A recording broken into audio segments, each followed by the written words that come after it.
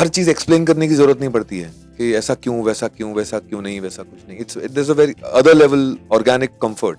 उन्होंने जब ब्रेकअप किया था तभी भी यही टैग दिया था, जब बिग बॉस के घर से भी बाहर निकली तभी भी ये टैग दिया था, और मुझे मेरे दोस्तों ने कहा है और काफी कुछ भी बोला है मेरे बारे में, और वो मुझे नहीं लगता वो किसी की हो पाएगी, क्योंकि उसका नाम जिया है लेकिन उसमें बिल्कुल भी जिया नहीं है. वो जिया लगाती ही नहीं है. वो जिया लगा रही होती तो कहीं और होती. तो उसमें क्या उसे बैड लगता है कि 36 साल का एक मर्द जब हो जाता है तो उसमें क्या बुरा होता है, मुझे नहीं पता. Where is he coming from? So hi Avinash, welcome Hi. to Indian Express Chansatta. Hi, thank you so much. How was your journey? How was my journey? It can't be explained. पता नहीं, कुछ लोगों को ऐसा उस घर से evict होके बुरा क्यों लगता है, मुझे समझ में नहीं आता. एविक्शन इज एविक्शन, कोई ना कोई तो एविक्ट होना ही है. So this journey was a remarkable journey compared to me being a newbie on the platform. I've never done any reality show where I've never shown my own persona, where I have nobody knows my personal side. So living up to that thing for 7 weeks in that house was a remarkable journey for me, definitely. And my career can be 18 years of career can be on one side and Big Boss can be on the other side. Right.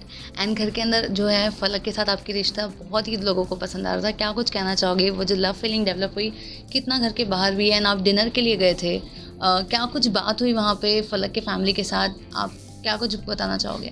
या वो definitely जो भी था वो original था.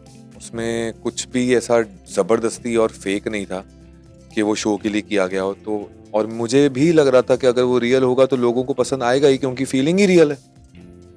और रही बात उस रिश्ते की, तो हम अभी भी उसी सेम पेज पे हैं और we both are taking time. मुझे अपना टाइम चाहिए, उन्हें अपना टाइम चाहिए. उनकी ज़िंदगी की प्रायोरिटीज़ कुछ और हैं, मेरी ज़िंदगी की प्रायोरिटीज़ कुछ और हैं. उनका बैकलॉग कुछ और है, मेरा बैकलॉग कुछ और है. तो इन सबको ध्यान में रखते हुए we need to take it slow, और जो होगा अच्छा होगा. We are on that page right now. Yes, हम लोग कल डिनर पे थे, मैं और जैड फलक के घर पे उसकी एक्सटेंडेड फैमिली के साथ. तो वो बहुत ही अच्छा टाइम था. हमने उस बारे में तो कुछ ज़्यादा बात नहीं की, क्योंकि उसे हमारे लिए वो इतना इंपॉर्टेंट नहीं है. उसे पता है where I am coming from, और मुझे पता है where she is coming from. So it's like वो शी अंडरस्टैंड्स मी कंप्लीटली और मैं उसे कंप्लीटली समझता हूँ. बेस्ट पार्ट वही है कि हर चीज एक्सप्लेन करने की जरूरत नहीं पड़ती है कि ऐसा क्यों, वैसा क्यों, वैसा क्यों नहीं, वैसा कुछ नहीं. It's a very other level organic comfort. Right. And वहीं पर जब आप घर के अंदर थे तब जब फलक में इनफैक्ट अंदर थी, तभी शफक ने एक इंटरव्यू के दौरान कहा था कि उन्हें नहीं चाहिए कि यहाँ पर जो है फलक का रिश्ता बने, बिकॉज वो ऑलरेडी 6 मंथ आपको डेट कर चुकी थी and you are not perfect for उनकी बहन के लिए. ये शफक ने कहा था. हाँ, एक इंटरव्यू के बीच में. सो उसके बाद ये काफ़ी हाईलाइट हुआ था बिकॉज उन्होंने भी ऐसे कहा था कि she has dated you. So what do you have to say for that? पर मैंने सुना कि शफक ने कुछ नहीं कहा है. चल रहा था. ओके, मैंने सुना है कि शफक ने कुछ नहीं कहा है इस बारे में. एंड उन्होंने कहा है या नहीं कहा है वो मुझे नहीं पता है, बट मैंने ये सुना है कि उन्होंने कुछ भी नहीं कहा है. कमिंग टू दैट पॉइंट कि हम एक साथ में एक टेली फिल्म कर रहे थे, और उस दौरान 2012 के आसपास की बात है. 11 साल हो गए इस चीज़ को. और वो एक टेली फिल्म थी जिसका एक पूरा आउटडोर शूट था महाबलेश्वर में. और उस टेली फिल्म को सबसे ज़्यादा रेटिंग्स मिली थी, क्योंकि वो एक रोमांटिक टेली फिल्म थी जिसमें मैं और शफक साथ में थे. और वो 20-25 दिन, जितने भी दिन हमने साथ में शूटिंग की, उस दौरान पूरी यूनिट के साथ एक रिलेशनशिप बन गया था, क्योंकि हम सब साथ में रह रहे थे, उठ रहे थे. सुबह 4 बजे का कॉल टाइम, पैकअप करते करते 11-12 बजते थे, और मेरा फिर वहाँ चाय बनाना और ये सारी चीज़ें हरकतें हो रही थी. तो सबसे एक बॉन्डिंग हो गई थी. उससे आगे कभी कुछ था नहीं. और ये चीज़ें अब क्यों बाहर आ रही है मुझे नहीं पता, और ना ही मुझे पता करनी है, क्योंकि ये चीज़ को 11 साल हो चुके हैं. अब क्यों बाहर आ रही है पता नहीं. अगर इतनी इंपॉर्टेंट होती तो तभी आ जाती.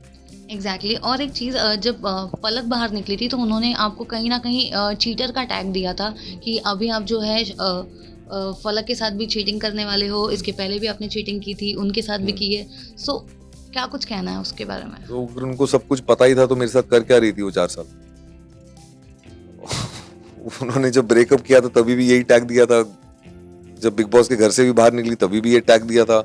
और मुझे मेरे दोस्तों ने कहा है और काफ़ी कुछ भी बोला है मेरे बारे में. तो मैंने तो वो देखना ज़रूरी नहीं समझा, और ना ही मुझे वो देखना है, क्योंकि उन्होंने ब्रेकअप के बाद भी तब बोला और अभी भी बोला. तो मुझे ये लगता है कि अगर इतना कुछ था बोलने के लिए तो तभी एक साथ क्यों नहीं बोल दिया. इंस्टॉलमेंट में क्यों दे रही हो?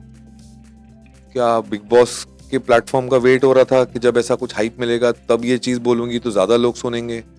तो उनका क्या मोटो है मुझे समझ में नहीं आता. मेरे लिए वो गड़े मुर्दे हैं. वो गड़े मुर्दे भी नहीं है मेरे लिए.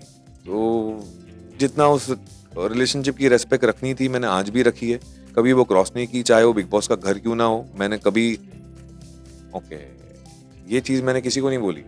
आपसे बात करते हुए मुझे याद आई, सलमान सर ने मुझे एक चीज़ अंदर पूछी थी, रबर बैंड की तरह खींच दिया है।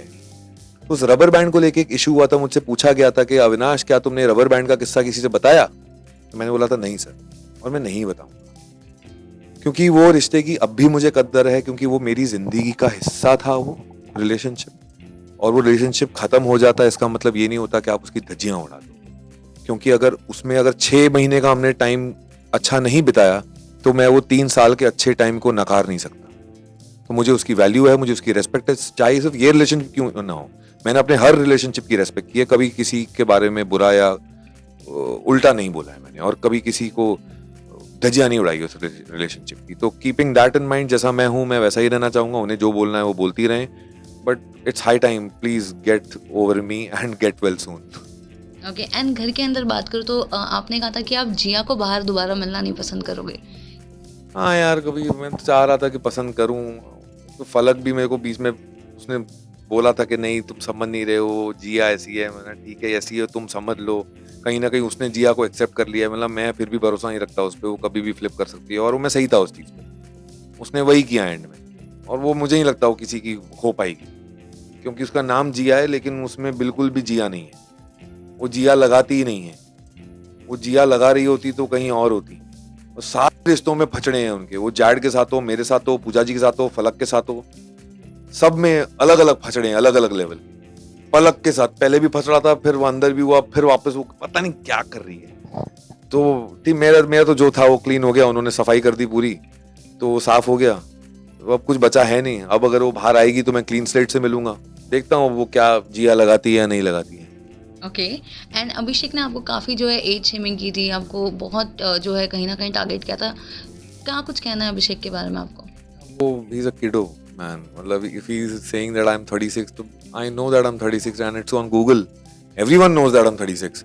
तो मैं 18 साल से इंडस्ट्री में काम कर रहा हूँ यार, तो इसमें कुछ छुपाने जैसा है नहीं। मेरा शोज 2008 से चल रहे हैं, तो मैं क्यों छुपाऊंगा अपनी एज, और छुपाने का मकसद भी क्या ही होगा। And 36 is not a bad number.